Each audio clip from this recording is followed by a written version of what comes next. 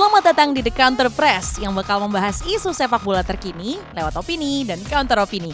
Pada episode kali ini kami akan membahas preview Liverpool versus Arsenal. Apakah kedua klub ini bakal jadi kandidat terkuat juara Premier League musim ini? Natal tanpa hari libur, klub-klub Inggris tetap berjibaku di Boxing Day. Format baru UCL dan Piala Dunia antar klub, adakah hal positif dari perubahan ini?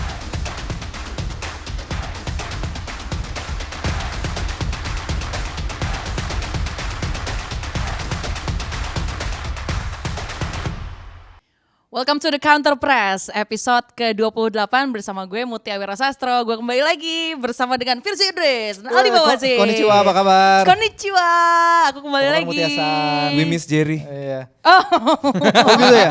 Oh kalau di sini gue akan mempertahankan ini Mutia. Kemarin aja enggak Oh loh. iya. Kelihatan. Iya, berganti. cek Iya, nanti episode sebelumnya nih Sebelumnya apa nih apa ya? Firzi nih? Happy Biasa ya. banget. Firzi nggak ada tuh. Jahat. Bukan cuma Firzi dan Aldi yang happy karena gue kembali. Cie.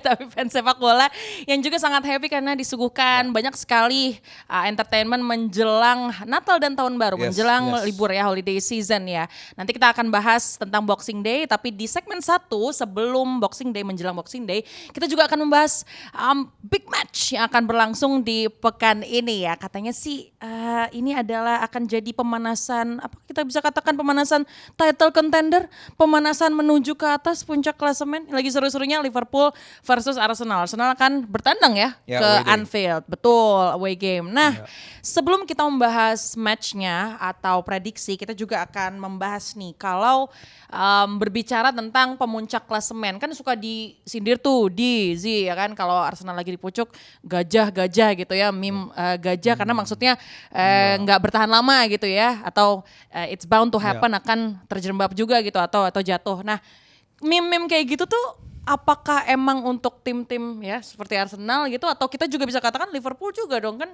baru aja pemuncak terus turun lagi. Menurut kalian gimana? Berarti bukan gajah dia. Bukan. Apa ya? Apa? Tapir masih.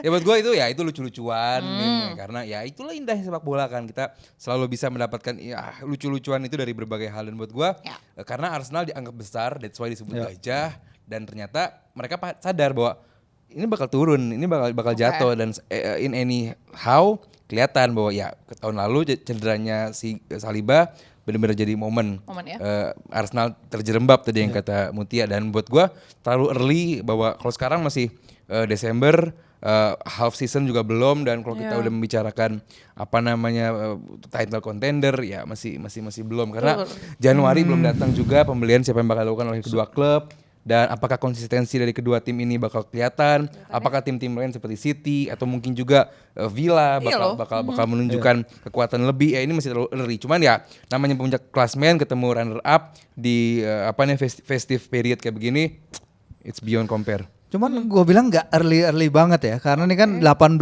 laga ya, Hampir 18 mau 19 sepertiga laga, iya hampir setengah lah, setengah persis. Jadi kalau kita lihat sampel size-nya udah cukup banyak. Kalau kita lihat Man City sekarang lagi dalam posisi di mana mereka belum pernah berada dalam posisi ini di bawah Pep Guardiola, di mana mereka hanya menang 1 dari 6 laga terakhir. Sementara Arsenal mereka ngambil 15 poin dari 18 yang available dari 6 pertandingan terakhir, hanya slip yang di Aston Villa ya. Menurut gua memang kalau kita lihat kadang swing ya pendapat orang. Kalau sebelum pertandingan lawan Man United orang-orang bilang Liverpool salah satu kandidat juara. Habis itu lawan Man United kelihatan ompong-ompongnya mereka. Dropnya. Habis itu langsung berubah lagi positioningnya Arsenal lagi yang menjadi kandidat terkuat. I mean kalau kita lihat based on pertandingan pekan sebelumnya ya, Arsenal Brighton dan Liverpool Man United, kita akan melihat dua tim yang mencatatkan 60 tembakan ke gawang dari laga-laga itu, walaupun Liverpool mandek ya, 34 tembakan ke gawang, 34 usaha ke gawang tanpa gol. Itu adalah rekor mereka di Premier League tanpa mencetak Jelek gol. berarti tendangannya.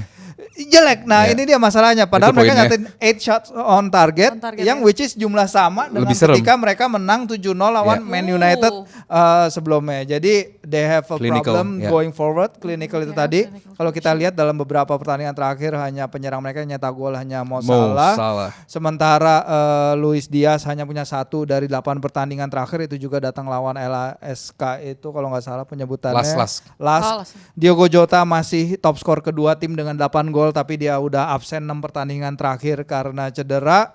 Darwin Núñez is just being Darwin Yep. Núñez. You can never know what Yep. he's gonna do. He's so erratic. Dia sangat Bagus, cuman Nah. Turun. atapnya segitu aja. Ya.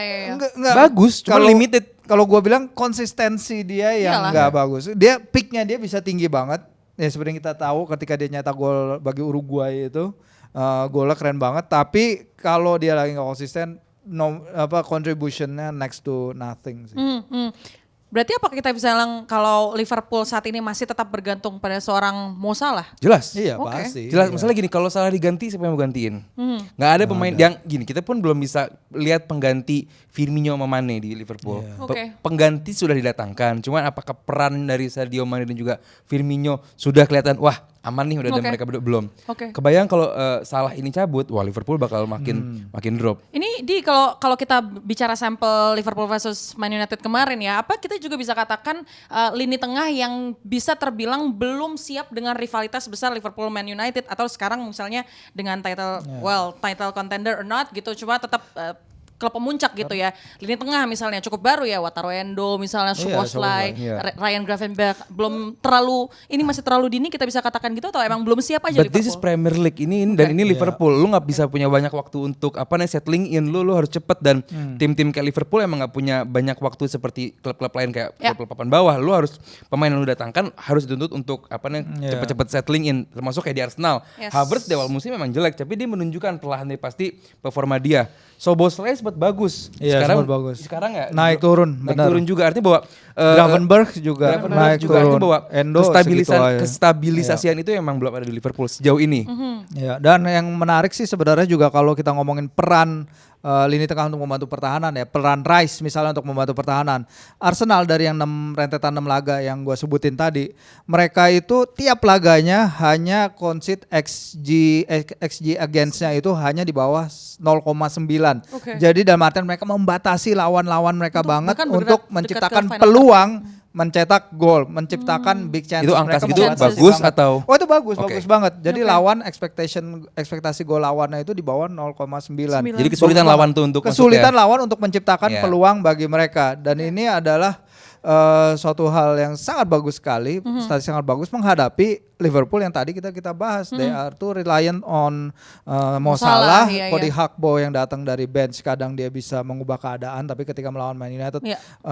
finishing dia weak sekali. Oke. Dan I think ini dia kalau kita ngomongin peran lini tengah juga. Sebenarnya ketika melawan Man United beruntung Van Dijk juga dalam performa terbaiknya. Ya, Van Dijk terlihat udah gas naik juga ya. ya, Karena kalau kita salah satu pertemuan Arsenal Liverpool yang musim lalu yang di Emirates yang Arsenal menang 3-2 I know. itu adalah permainan yang di Arsenal bisa mengeksploitasi pertama Trent Arnold di kanan dan Van Dijk yang lagi Ya. main jelek musim lalu. Tapi Van Dijk musim lalu, Van Dijk musim sekarang beda. Beda. Oke. Trent Arnold udah menemukan posisinya di gelandang. So kita akan lihat mungkin duel Trent lawan Declan Rice. Sebenarnya Declan Rice yang bisa motong bola-bola yang Arnold sukain. Kalau kita lihat kemarin pertandingan, Arnold itu sering banget bola-bola vertikal ke arah depan, low ke depan. Nah itu yang kita lihat dari lawan Brighton juga begitu bagusnya Rice dalam membaca that sort of balls. Berarti kalau si Betul ya. Trent ke Ya. midfield berarti Martinelli ketemunya Joe Gomez ya.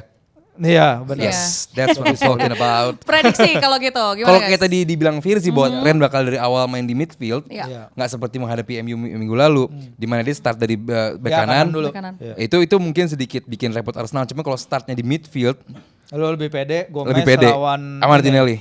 Martinelli. Yes. Walaupun Martinelli juga ngalahin Trent loh di Emirates kan. Yes. Iya kan? Sempat ada catatan juga kan Martinelli, maksudnya kemarin Iya. waktu lawan Brighton pun juga agak ini ya. Secara permainan emang Arsenal emang nggak membunuh musim lalu, cuman Iya. cuman ya but But ini Anfield, PD jangan menang lupa. atau Ini enggak, Anfield, Aldi? Nice No, question. tapi Anfield kemarin pas lawan Man United Sepi. loh. Ya gua kecuali 5 menit Gue pertama. nanya temen gue Iya. berangkat ke sana juga emang tidak Iya. seperti yang gue Tidak harapkan. seperti, Cuma iya. gue pikir bakal Kenapa? luar biasa. Cuman Bener. ya nggak tahu lawan Arsenal pemuncak klasmen Iya. ini bakal bicara panjang Bener, buat gue. apa enggak? Anfield bakal keluar dan buat gue ini bakal menjadi kesulitan bagi Arsenal. But Arsenal win. Bakal menang, bakal menang. Imbang aja. Imbang, oke. Kalau gue sih, Mutia bajunya apa itu? menang dong. Nah gitu. Iya, dari di hati. di segmen kedua nanti kita akan membahas Boxing Day. Ya. Sejarahnya dari mana dan apa sih Boxing Day itu di sepak bola. Jangan kemana-mana, tetap di Kantor Press.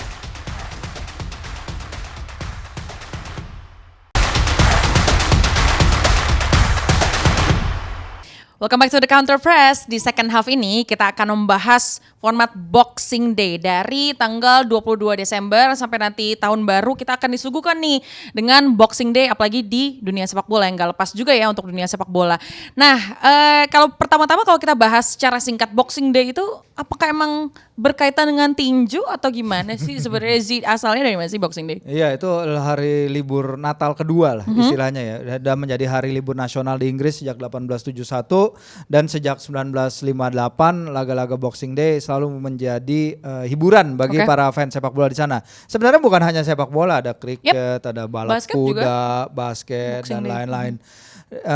Ini merupakan momen ya di mana kan mereka lagi berkumpul bersama keluarga dan mereka ya kita Aldi juga pasti tahu, Aldi pernah tinggal di sana lebih lama dari gua. Festive seasonnya itu kelihatan Yes. banget sebenarnya kalau di Inggris ya kalau lagi dalam laga Boxing Day. Apalagi ketika kalau kita tahu kalau di Inggris kan ada blackout laga-laga ya, blackout laga-laga pukul 15 di sana di blackout nggak bisa ditonton di Inggris. Oke. Pertandingan-pertandingan yang kita jam 10 di sini. Tapi kalau Boxing Day ada beragam slot waktu sehingga pertandingan tetap bisa ditonton. Di sana ada slot 12.30, jam 15, jam 17.30, 19.30, 20 dan 20.15. Slot-slot pertandingan yang bisa dihabiskan waktu bersama keluarga untuk Oke. menonton di televisi. Iya. Jadi memang time with your family menonton football. Bisa. Ya. Ini kalau untuk dunia sepak bola sendiri maksudnya kalau dari sisi yang melakukan atau yang mengeksekusi pemain, pelatih, tim dan sebagainya itu good thing or bad thing? Bad Jadi- thing, sangat Ya. bad thing karena gue pernah interview Jurgen Klopp juga, dia bilang Pep Linders sebagai asisten pelatih dia juga yang salah satu ngurusin untuk conditioning pemain itu apa namanya untuk sebelum bertanding itu at least dapat 3 sesi latihan. Satu latihan itu untuk recovery pemain setelah pertandingan, lalu ada 2 sesi latihan. Nah ini kalau dengan ada 1 minggu 3 game, Ya. ini recovery-nya gimana, 2 sesi pertandingannya seperti apa. Jadi Ya. ini bakal sedikit menyulitkan. That's why nanti di pertandingan timnas bakal protes gara-gara Boxing Day ini. Iya sih. Kedua juga nantinya mungkin nggak akan berasa sekarang pemain cedera, tapi di Januari, di mana bulan Januari Iyalah. itu salah satu persentase di mana pemain itu banyak banget cedera. Setelah nanti bulan Maret puncaknya. Dan sedikit nambahin soal Boxing Day ini nggak cuma soal kumpul dengan keluarga, makanya pertandingannya banyaknya itu derby atau deket-deket Iya. karena ditujukan agar penonton ini nggak jalan jauh-jauh ke tempat-tempat yang misal MU lawan Leicester, Iya, Liverpool, iya, iya. Everton gitu yang deket-deket. Dan satu hal kalau mau ke Inggris ya pas Boxing Day ini. Kenapa? Kenapa? Satu Very game, festive satu ya. week 3 game. Langsung ya Oh, benar-benar. bisa Kedua pilih. Mutia. Satu per 3 hari kan ya Kedua jatuhnya ya. Mutia, selain Black Friday, Boxing Day ini sale paling Salesnya. gede di Inggris. Belanja paling seneng. Diskon ya. Nah kalau Betul, bicara betul. fixtures-nya nih, yang mana Iya. yang paling berat nih klubnya nih kalau kita lihat? Ya kalau kita lihat Liverpool itu sebenarnya menghadapi Arsenal di kandang, Burnley, Newcastle kandang. Tapi kita lihat yang berat juga Everton. Tapi kan Everton kayaknya udah oke lah ya. Mereka udah lolos dari zona degradasi. Spurs, City, Wolves juga susah-susah gampang. Ya. West Ham mungkin ya pasukan David Moyes, Ketemunya ya. Man United kandang, Arsenal away dan Brighton ya. Jadi ini adalah pertandingannya nggak tahu Man United kandang masih susah nggak? Enggak. West Ham lawan MU. Menang West Ham. iya itu sih makanya. Di lo ada pilihan sendiri kalau dari fixtures yang paling berat? Atau mungkin yang paling kira-kira paling diantisipasi mungkin ya untuk Ya tetap lah fans tim? pemuncak klasmen, Oke. ketemu runner up itu awal dari Boxing Day. Dan jangan lupa di Boxing Day ini bakal menjadi anomali, bakal ada hasil-hasil yang aneh-aneh. Ini udah pasti deh. Kedua, karena turnover yes. laganya Dan kita pendek. diawali karena dengan itu ya, karena intensity kan yes, cukup jadi cepat buat ya. gue ini Boxing Day nggak akan menjadi week yang biasa-biasa aja. Oke. Apalagi, nah kalau dulunya traditionally Boxing Day itu sih jam 3 doang sih. Tapi Iya. sekarang karena banyak TV Geser dan TV, orang iya. di rumah apalagi setelah COVID, Iya. itu slot jamnya dari awal sampai akhir ada semua. Jadi ya benar-benar ngerasain kumpul sama keluarga di rumah nonton match. Jadi orang Inggris sama orang Indonesia sama-sama di rumah nonton tayangan live football. Kalau di rumah. lokal ya WIB ya, jadi kita Ya. paling pagi tuh 19.30, sisanya tuh oke. malam-malam Iya. ya, jam 3, jam 2. Jadi kita bisa lihat pertandingan 19.30 di weekday. Begadang terus. Di weekday. Bener, Biasanya tapi- kan weekend terus. Iya, kan? Tapi lebih maju berarti Yes, mulainya yes, ya yes. kan lebih enaknya. Kita pastinya mengantisipasi ya banyak sekali match yang juga seru untuk Boxing Day kali ini, tapi juga nanti di Injury Time kita akan membahas yang juga nggak kalah serunya hasil drawing round of 16 dan juga format baru Liga Champions. Jangan kemana-mana, tetap di The Counter Press.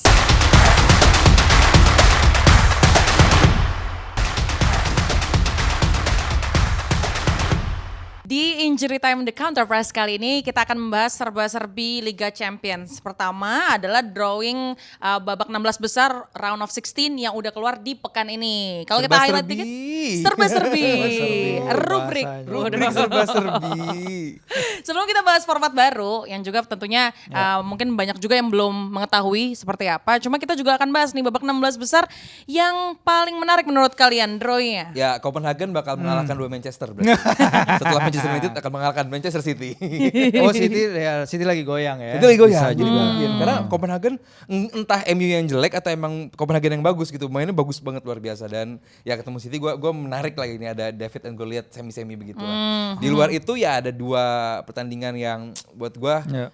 Inter lawan Atletico, Ya. dua negatif football atau derby apa sih? Derby Simeone. Derby Simeone. Derby, Ya itu juga mungkin menarik. Diego Selebihnya biasa Simeone. aja karena pertandingan sesungguhnya nantilah setelah drawing 15 Maret karena mulai kebentuk bagannya. Kalau sekarang kan belum kebentuk Oke. bagannya nih. Jadi ya buat gua yang penting Arsenal ketemu Porto ya itu Good harus deal, menang. good nih. Good The ya? drawing yang Good decent drawing. ya. Yakin gak sih Arsenal Porto sih? Ya, PP nih. harus bisa lah. Bisa ya. Thank you. PP Soalnya tetap PP. pengalaman terakhir ke Pencetak Portugal gol tertua. kurang Iya. menarik kalah Sporting di ya? Lisbon. Ya. Iya. Zi, menurut Ya lo? kalau gua ada Napoli Barca ya duel dua tim yang punya angka buang-buang peluang terbanyak di 5 besar Liga Eropa sekarang lihat 5 besar That's Liga not Liga a Eropa. flex you think it is. Iya Napoli yang kita tahu bisa bagus dengan Osimhen dan lain-lain. Osimhen lawan Lewandowski yang juga lagi dalam banyak sorotan.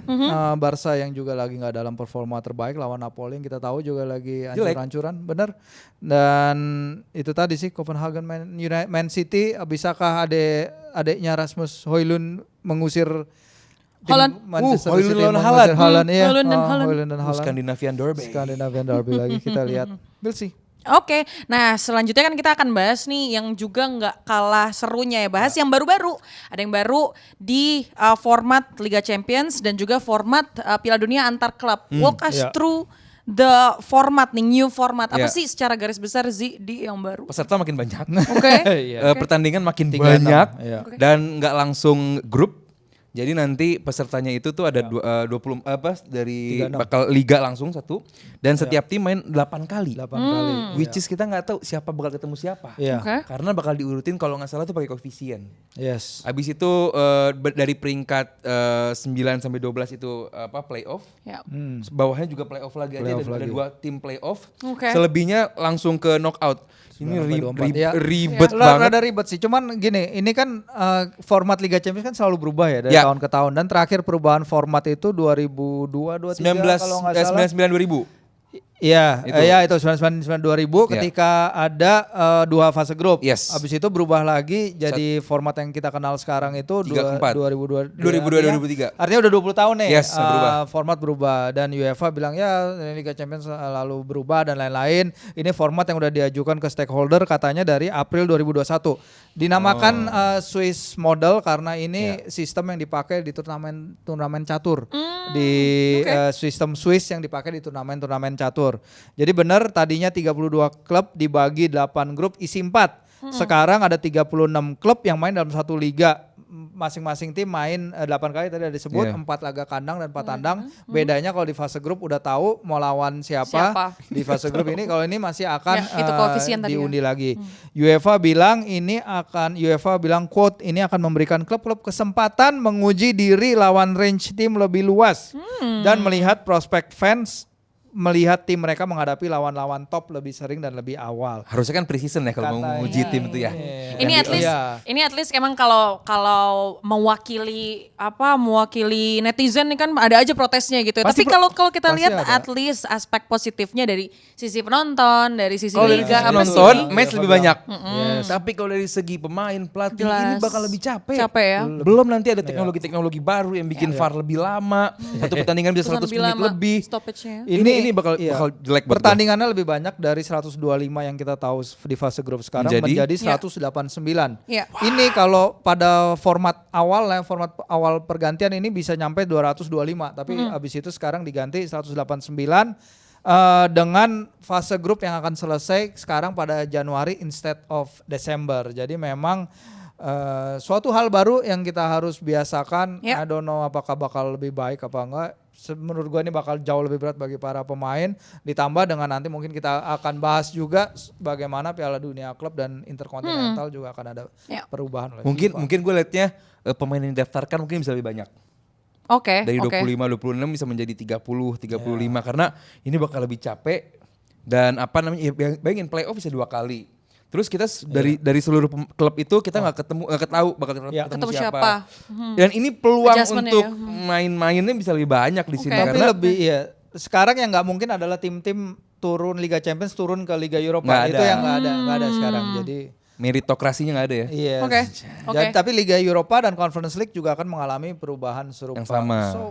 Nah, iya format lamanya kan akhirnya sekarang akan dipakai untuk Piala Dunia Antar Klub gitu ya. Berubah dari format knockout 6 klub ya kalau Piala Dunia Antar Klub tuh. Nah, ini apakah emang adjustment yang memang tepat gitu untuk Piala Dunia Antar Klub atau menurut lu sendiri gimana? Ya seperti minggu lalu gue bilang gue against this FIFA World Cup ini kan gue nggak suka apa-apa FIFA Club World Cup ya. Iya, gue nggak begitu suka kenapa harus ada ini, cuman ya udah ada dan gue nggak ngerti harus ada perubahan lagi dan sekarang mungkin event ini jelas. Itu kan katanya sebagai tes kesiapan tuan rumah jadi misalnya. kayak menggantikan Piala Konfederasi. di mana setahun sebelum World Cup. Ya. Sudah siapkah si tuan rumah ini menjadi tuan rumah dan nanti mulai 2025 seperti itu. Apakah ini bagus? Buat gua nggak terlalu banyak perubahannya lah ya karena tentunya tiap tuan rumah pasti udah mempersiapkan terbaik untuk menjadi tuan rumah dan akreditasi FIFA juga pasti udah ngecek juga gitu. Jadi nggak mungkin main-main. Berarti ini mulai nanti kelihatan di 2026 saat Amerika menjadi tuan rumah. Lalu 2030 pas Portugal, Maroko dan juga Spain menjadi tuan rumah. Ya apa ini bisa menjadi langkah tepat, time will tell. Cuman gue sih pesimis. Iya, jadi kalau lihat format sekarang ya 32 tim, benar kata Mutia, format Liga Champions sekarang masing-masing negara hanya bisa menyumbangkan 2 tim, tapi Eropa akan punya jatah 12 klub. Dihitung berdasarkan penampilan mereka di kompetisi Eropa 4 musim, sebelumnya karena ini kan 4 tahunan kan, ini kayak Piala Dunia. Jadi Champions League winners selama cycle itu adalah Chelsea, Real Madrid, Man City yang pasti akan main nanti di 2025. Tapi ini masalahnya datang dari FIFPro, yang FIFPro memang asosiasi pemain ya, yang mengatakan bahwa ini adalah a lack of consideration for the mental and physical health of participating players, as well as disregard for personal and family lives. Karena kalau kita lihat turnamen-turnamen yang ada sekarang ditambah Piala Eropa, ditambah Piala Dunia, artinya para pemain ini hanya akan dapat 1 summer kosong itu dari 4 tahun. 4 tahun. Mang parah banget sih. Dari 4 tahun ya, gila secara dan ini kompetisi akan bergulir pada middle of the domestic season di Amerika Selatan dan North America. Jadi memang mengakomodir negara-negara itu dong, CONMEBOL, CONCACAF gitu. Jadi ya buat Europe minded banget ini, buat mumpung Europe-nya lagi libur. Gue against yang begini-begini, gue gak suka. Nah Zi, kalau kalian nih misalnya nih ceritanya berandai-andai, kalau harus presentasi gitu ya ke FIFA, memberikan deck pitching untuk gimana caranya turnamen tuh jadi lebih seru untuk ditonton dan juga baik juga untuk para pemain atau tim secara intensitas. Kalian kayak gimana? Oh kalau gue undang Infantino ke sini kayak biasa kan Infantino senang ke sini tuh. Ayo Indonesia mainin dong 3 tim. Dapat jatah. Persib, Persija, Persebaya. Oh ya nonton pasti banyak yang nonton. Ayo kita bicara banyak nonton. Persib lawan Copenhagen. Oh itu dijamin meledak. Mantap. Media sosial juga pasti meledak. Persib lawan Copenhagen. Gue juga setuju. Cuman ya kalau boleh nambahin ya apa ya? Nggak begitu banyak gue dapet. Gue nggak nemu. Karena nggak akan menarik Pusing, percuma. ya. Kalau Liga Champion gitu mesti mungkin Piala Dunia antar klub. Iya. Kita akan nantikan ya pastinya seperti apa. Whether it works or not kayak kata Aldi, time will tell. Ya, Yang penting untuk lancar ya kan, dan juga para tim semoga nggak ada cedera. Pasti dan ada. nggak ada yang terhambat. Pasti ada. Pasti Kemarin kecapean. David Alaba baru cedera lagi Sih. ACL. Nah, itu Apalagi poin makin gua sih. intens ya. Apalagi makin intens. Semoga keluh kesah kita didengar. Sama? ya kan? Sama siapa? Sama siapa? Di artikel kan ada subtitlenya gitu Oh, yes, kan. yes, please. Jadi siapa tahu. Signor Gianni Infantino, Yes. stop their idea. No. That's a wrap for the Counter Press episode ke-28. Wow, bentar lagi kita udah 30 episode Happy nih. anniversary dong 30. Happy anniversary. Thank you so much. Di dan Zi, kita ketemu lagi di Thank you, pekan Mut. selanjutnya. I'll see you.